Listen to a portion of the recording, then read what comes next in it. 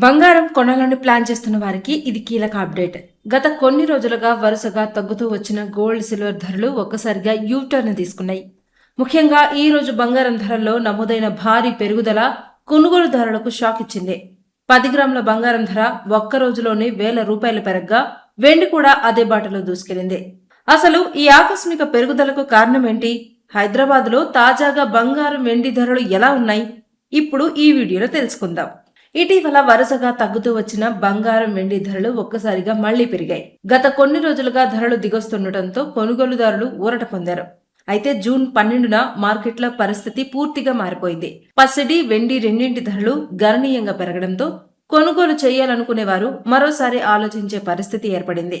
Hyderabad bullion మార్కెట్లో 24 క్యారెట్ల 10 గ్రాముల బంగారం ధరపై ₹2,940 పెరిగి ₹1,48,580 చేరుకుంది.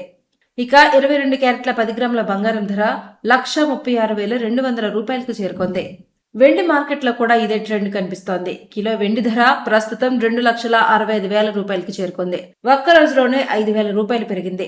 పారిశ్రామిక అవసరాలు, అంతర్జాతీయ మార్కెట్లో సరఫరా, డిమాండ్ మార్పులు వెండి ధరలపై ప్రభావం చూపుతున్నాయని నిపుణులు చెప్తున్నారు.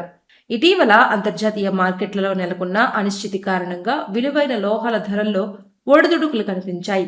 ఇప్పుడు ప్రపంచ మార్కెట్లలో పరిస్థితులు మారుతుండటంతో పెట్టుబడిదారులు మళ్లీ బంగారం, వెండి వైపు మొగ్గు చూపుతున్నట్లు తెలుస్తోంది. దీంతో దేశీయ మార్కెట్లో కూడా ధరల్లో మార్పులు కనిపిస్తున్నాయి.